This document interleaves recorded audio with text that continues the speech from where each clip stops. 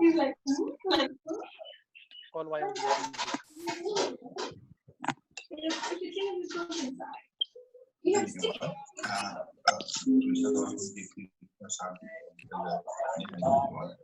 there are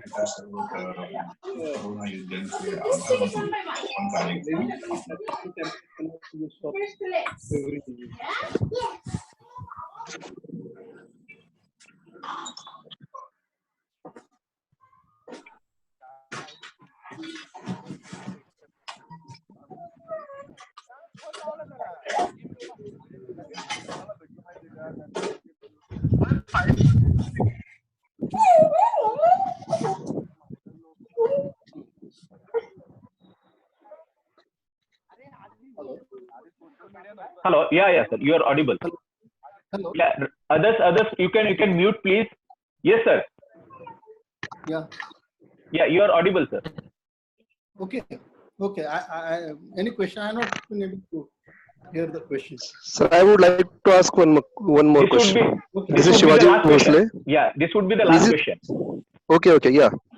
Yes. So my question is that recently you'll find that China is spending more on modernization of their armed forces, specifically reducing the number of personals, but spending more on modernization of their armed forces.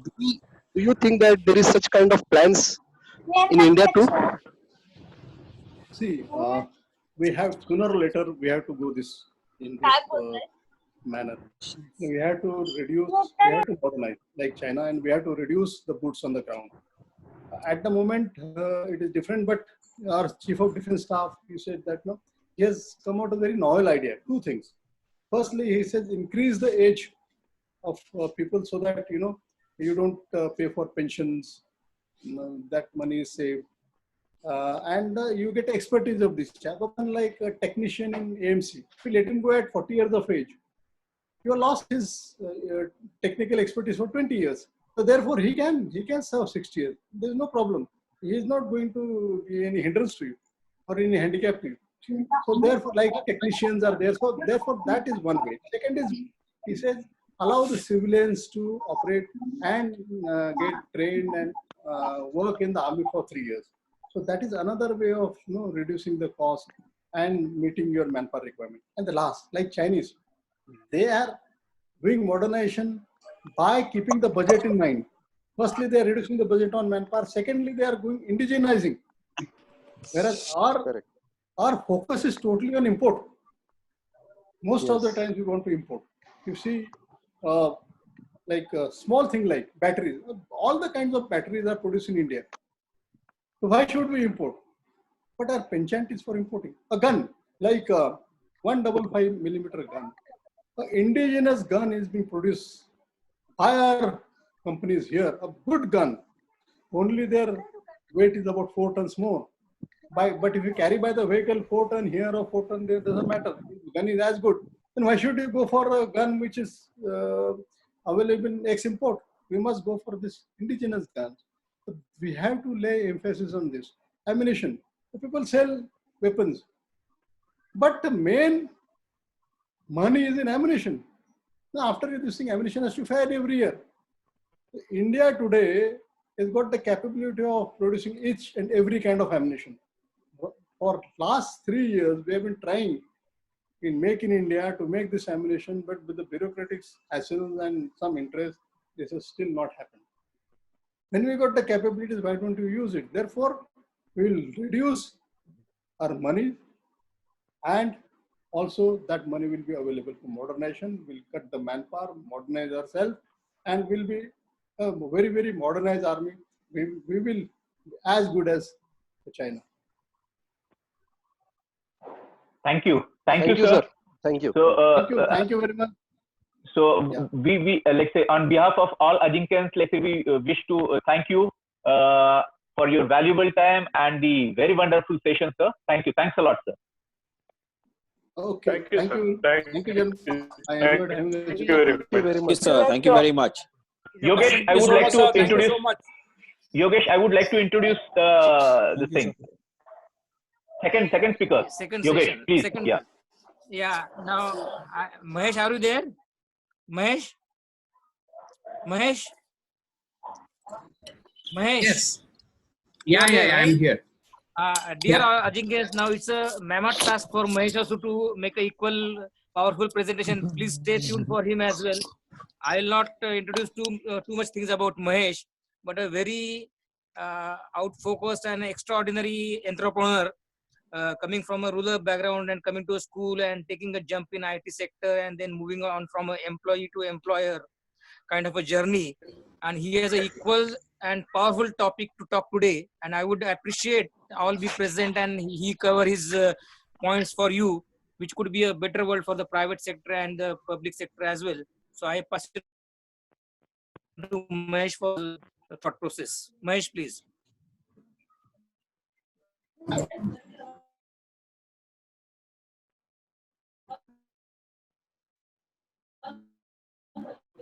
Mahesh,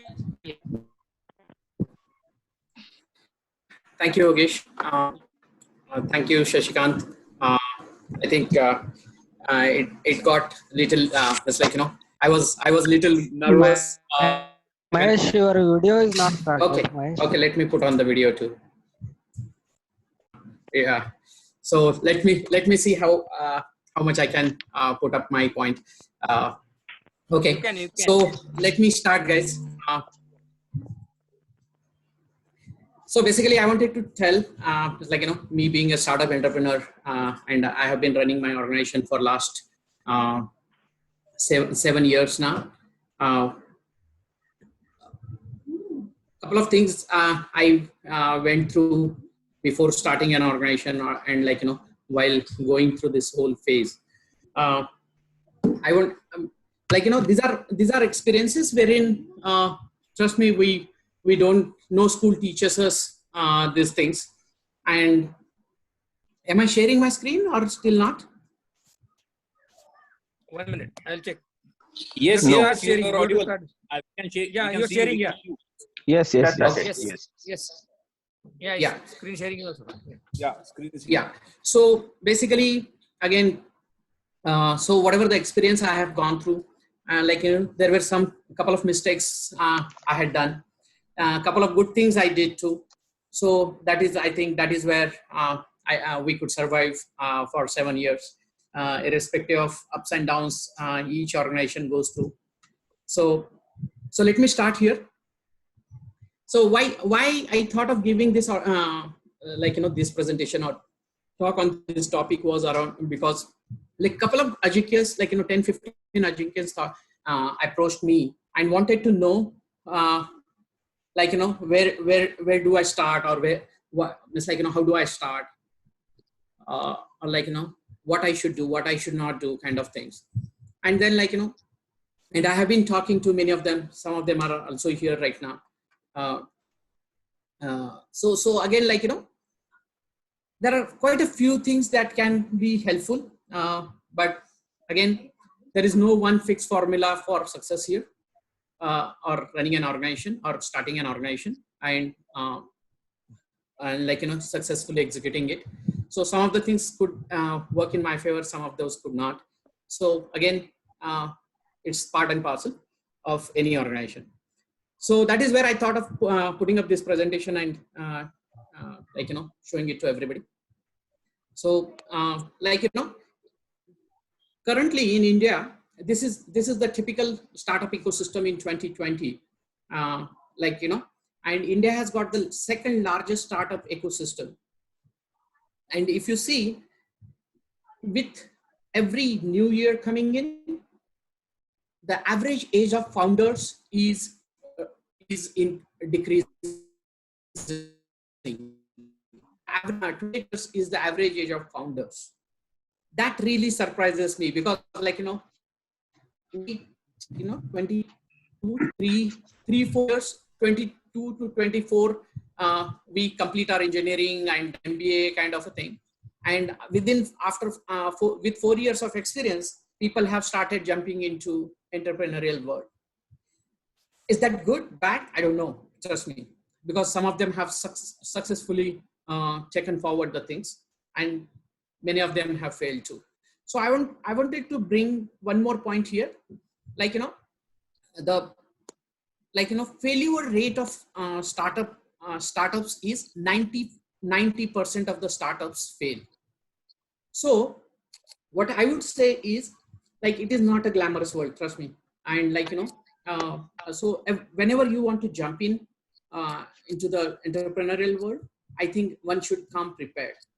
Some of the things that I had not prepared well, or I had not even thought of, but fortunately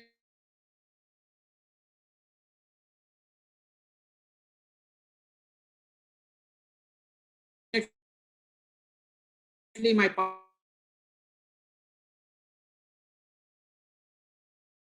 so I have also, there is a data credit I have given to governments. This number can be really improved. Now going to the next one. So there are two phases I have put into. One is moonlight period, and second is gestation period of 1,000 days. So during the moonlight phase period, I have put it into 3 phases. The phase 1 is typically I have an idea, I think I can do something, or I want to work for myself. I have been thinking of doing something, but I did not have had funds, or I had so many commitments on my personal front. I could not do what I really wanted to do. All these kinds of questions are always there, or thoughts are always there in one's mind. And so so this is where that tickling movement starts for any startup entrepreneur, and that I have put it into phase 1. Now again, in phase 1, whatever our idea is, that should be put. It's that is where we should really segregate whether it is going to be a product or it is going to be a service, because again, those are two complete different mindsets and different way of execution. And there's complete different psychology for a service and complete different psychology for a product. So that needs to be segregated in the first phase itself. Now, once we decide whatever the service or product we are going to have or come up with, is that the only product in the market? If it is the only product, or if there are already players selling or having the same service or product, then what is your USP? That is unique selling point. Because that really is going to be, that plays a very important role, again, when we go into the market. Unless you have your USP defined well, you will, it's people struggle in selling that idea or the product or service. Again, if it is one of a kind, or if you are a pioneer, then trust, again, on that front, there is a steep adoption cycle by the customers, and selling that product or service is really, really a challenge. I know one of our Ajinkyans who has gone through this steep customer adoption cycle when he came out with his own healthcare product. So even having a product that is one of a kind is not an easy job to is not easy to sell in the market. Since it is a new, there is a learning curve associated with it. Now the next is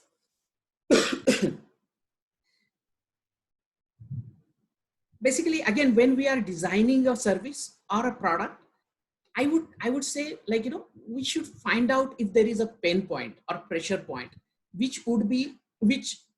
and your service or product should address that pain point or pressure point. And if it addresses, I'm sure many a times customers don't mind going for our product or service. So identifying that and putting it up or packaging that thing in a well manner really helps and can be sold in the market. Again, many times again I keep saying just because I need it at that point in time doesn't mean that is the need of the hour or everybody needs it. So what I would say is we should validate our idea. Validate. Now, how do I validate that? Typical thing I would suggest always is conduct a survey. Conduct a survey in the targeted geography or customers and customer segment, etc. Reason is, unless we really know, means whoever we are selling to, if they really need that, or if are they really going to pay for that particular service, or that is just because I need it today doesn't mean everybody would need it. So I would I would recommend validation of idea, and also conducting a survey is also a technique which can be can be done by some professional organization, or even if you want to do it on your own, can be done with social media at your hand. Okay, but again it all depends on who your target customer is, who your what is your targeted geography is. All those things come into picture. So every time your social media may not be of good use. So again, there you need to take a call when you want to conduct a survey. Now let's see what is the phase 2. Okay, once we conduct the survey, just conducting the survey is not going to really help. Okay, what we should do is, whatever the survey data we gather, that should be validated with our expectations, because again that again helps a lot in really knowing whether your idea is a sellable idea, or are there people who are in need of it. Okay, there might be survey might throw a complete different picture, which which may not be as what you are expecting, but that doesn't mean your idea is not good, or your idea may not be used.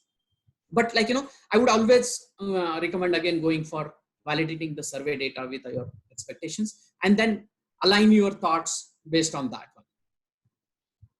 The next again important thing I keep telling to everybody or whoever has approached me, that you sell your idea to your spouse. Okay, if he or she is not convinced to buy your product or service, I think nobody would buy our service if our own spouse is not ready to buy our service or product. So if your spouse is playing that devil's advocate, don't discourage him or her. Get all the inputs, correct your idea, and then repackage your idea so that whatever the loopholes or poking has been done can be corrected. Now, since this is a second phase, now it's becoming a little serious. Okay, so again, what I suggest everybody is you should bring your family on the same page as you if you jump into the entrepreneurship. Why it is needed is because there are going to be financial implications, there are going to be lifestyle change, there are going to be a number of things that are going to come into picture sooner, once you are into entrepreneurial world. So I keep saying,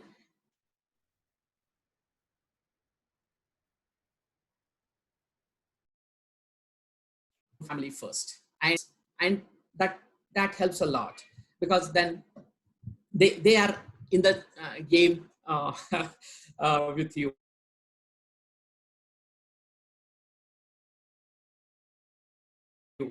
Since I would always say one should make funds enough. One should have enough reserve funds available to run the family, run the house, and kids' school fees and all. Because I keep saying पैशाचं song आणता येत नाही, सर्व गोष्टींचं song आणता येतं. On similar lines, I keep saying keep the reserves so that you don't have any worries. I will keep repeating about this 1,000 days. So 1,000 days is the period wherein, any organization or any startup goes through all the cycles.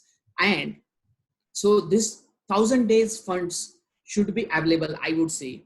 Okay, there are some different schools of thought as far as this 1,000 days are concerned, but I strongly believe in this 1,000 days, wherein your house should run, including kids' fees and all, for 1,000 days without you giving any money from your business.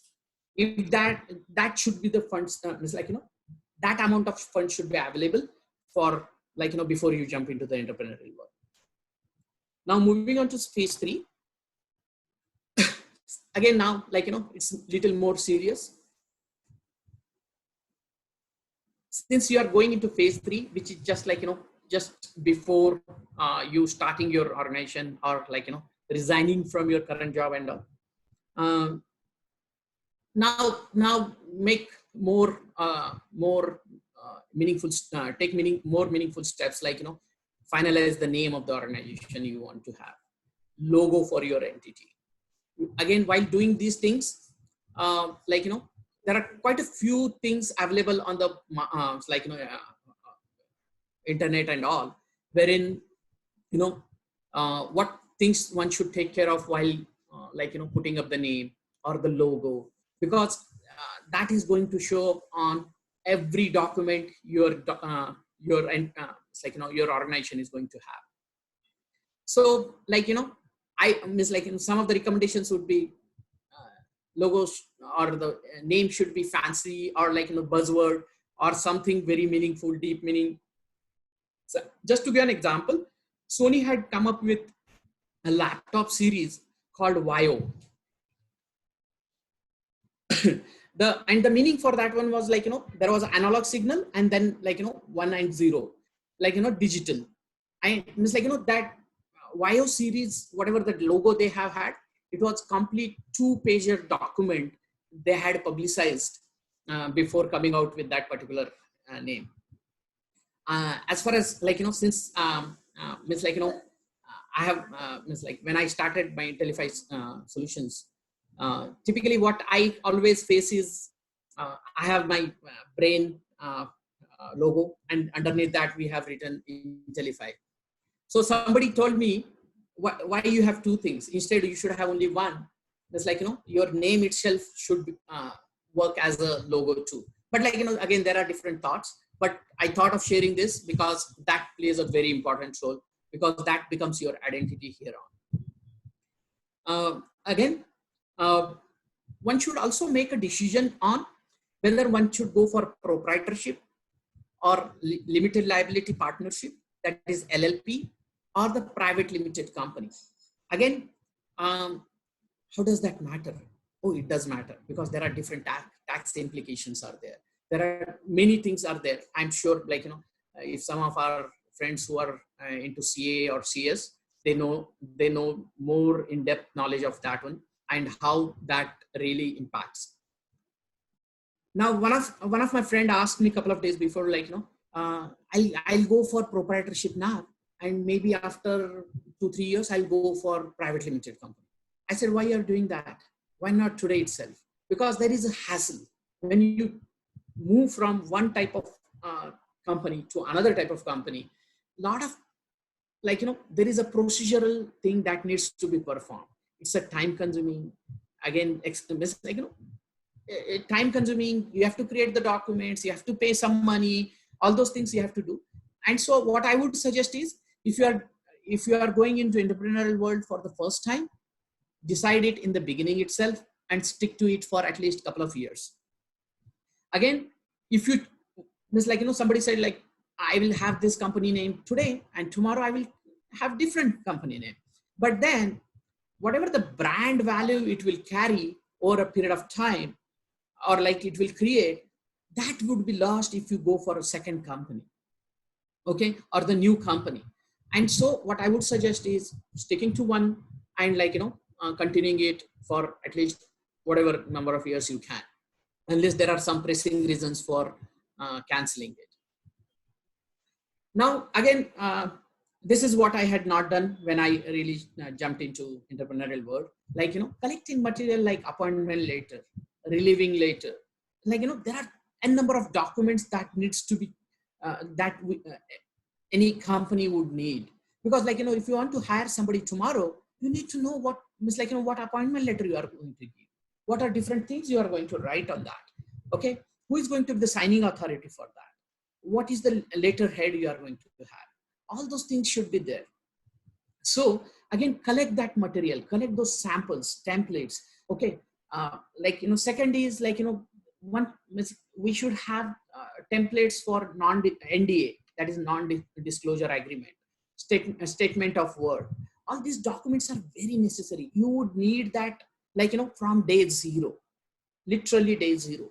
And I would suggest or recommend that these documents should be verified with experts, and you yourself should read every word of it so that you know what you are signing on and what is that is going to happen when you would give that particular document to somebody. And again, if you don't have, you will be like, probably you might be losing time, or you might be calling up your friend and asking like, hey, do you have something like this? Can you send it to me? And then you have to go to lawyer or like somebody to verify that. And what does this mean? Does that mean? So instead of going into that hurdle, I would say this should be done as part of your moonlight period. Now, the next thing I would say is which is very important plan. Once you start your service or product, selling your product, where your money is going to come from? How much of your money is going to come from, come in first year, second year, third year? Okay. Again, as I've written here too, one should have the clarity for at least 3 years. That should be stating volume, growth, and funding, because somebody has to put in money to run that organization. And to do all those things, we should have that plan in place. Okay. Again, I have written here, it takes at least 1,000 days for any organization or any business to flourish. So when you are jumping into entrepreneurial world, I would say you should have, we used to have the cross-country stamina. Similarly, I keep saying you should have at least 1,000 days, patience of holding on to it and then taking it further. Just to give an example here again, Paytm boss, or whoever the Paytm owner was, he was sticking onto his idea for 8 years. And when he was doing, developing that whole product, he had so much of pain he had to go through. After 3 years, what he had done was he took up one more job, okay, consultancy job. And there he used to earn and pay in this organization's employees from his own pay. Okay. And that is how he he was running his organization for 8 years. And after that, but again, even then he had some trouble. Then he had to sell, he had to take loan from, or give stake to somebody for 20 lakh rupees and all. And after 8 or 10 years of time, where he had taken that, he had pledged his stake of his company for 20 lakh. I think he got out of it for 400 crores or something. Okay, a big number. Okay, so again, why I'm telling you this is because many a times when you are holding on to your idea and then sticking to it, if it has got a substance, really makes sense. Which I'm going to repeat again when I'm going on some more another slide into more detail. Again, many a times you have your idea just in your mind, or the way your operations are going to be. So many times it happens as I'm going to buy it from here and I'm going to sell it there. I'm going to do something here. I will do this. I will do that. So instead of that, put it on a paper. Put down the first draft of your complete operations flow. so that you have something to put it to people, and people can really understand what you're trying to do. Again, this is again a very important one. Find one mentor, okay, to validate your business plan. Again, whatever the business plan or whatever the idea you have should be validated with not just the customers, because like customers, you are not going to give the entire picture. All you are going to show is your product and whether they are ready to pay for that product or service, and whether they are ready to pay for that or not. But entire picture needs to be validated with somebody, and that somebody can be somebody who is a mentor, or somebody who has gone through this this kind of a thing, and he has been successful and failure. Okay, not going to somebody who is just failure or only success may not be helpful. And I am sure everybody has gone through both, one or the other day. Okay. Now somebody many of us might be thinking where can I find these mentors? Okay. Or how do I find them? Because all my family has been have been teachers or like doctors or something. But then where can I find those? So there are some things like MCCI or FICI or TIE, wherein they have incubation centers, or there are people who are really guiding you, okay, who are really telling you how to do the business, or what to do and what not to do. And they also validate your business plan, or and there are even paid services for doing that. Okay. And whatever the critical points mentor comes out with, incorporate those into your entire business plan, because they are talking out of their experience, they are talking out of their failures. Okay. So I would say what, and I have also came across they are really critical sometimes, and one gets really disheartened when once they start criticizing. But then don't don't get disheartened. Okay. Take it as a whatever the loopholes you have, okay, correct those, and then again go back. If you plan to have website or some domain name and all, do that, go for it, because now this is the third phase. You are now just about to enter into the real real entrepreneurial world. Moonlight period will be over. So find a web designer, build it. Okay. Go for a good one though. If it is an international operations you are going to have, whatever you have is your website that speaks about you. So make sure it really looks good. It conveys the exact meaning that you want to throw it. You want to give about you. So be very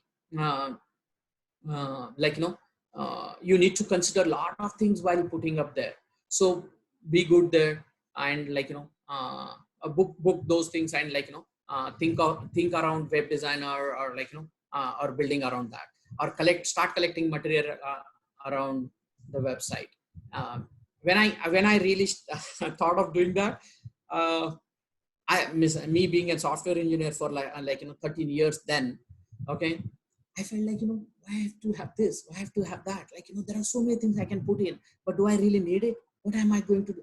I had taken at least 15 to 20 days to design simple, or to put together the contents of a static website.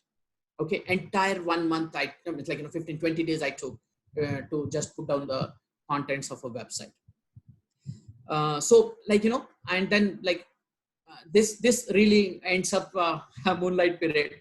And then what happens is when, and then you are very serious. Next step is really going into the waters, and then you tell your friend or your parents, and you get to hear a lot of statements around that. And here are those funny statements. Kyun pareshan hona chahta hai? Aram kar, maje kar. And some say he's struggling and don't know where is he heading. Yeah, my parents said pot bhartay na, kashala haway azun jasti. So you will come to, you will hear all these statements, but like, I would still say, like, if you have decided, go for it. Don't miss, like, but when you are going for it, be prepared for all kinds of scenarios that you might come across. So, so with that, like, it's like, moonlight period is like, as good as over. And then, like, getting into the gestation period, again,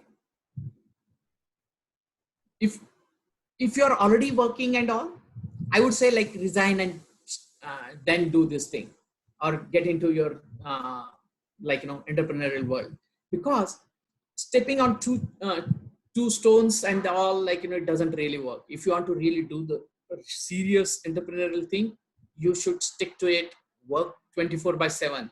Like, job is like, employment is 9 to 6, but entrepreneurship is 24/7.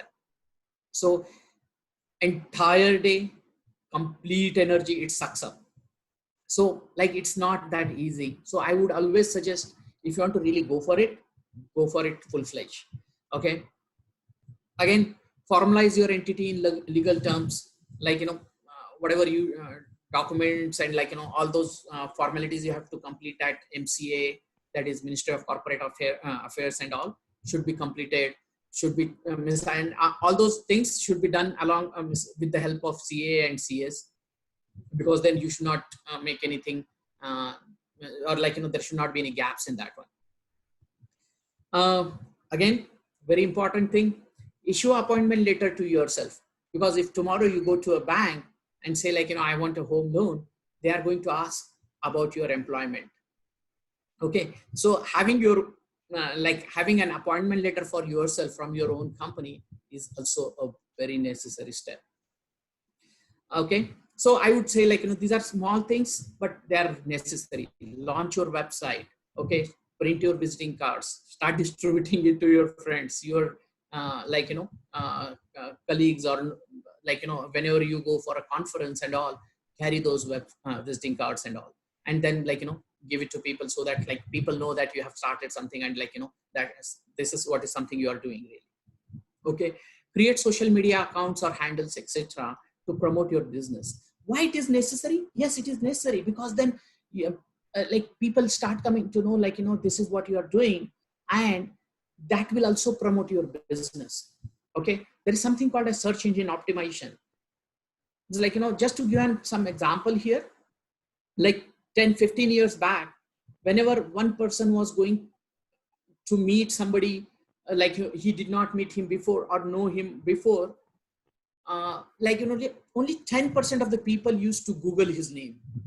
But now it is 80% of the people Google the name, or go on Facebook and find out about that particular person, or LinkedIn, or, like, a number of things, and then go and meet that person. Or, like, so whenever they are searching for something, like, about your service or product, they are going to Google you first. And if it's like, if it doesn't show up in the Google,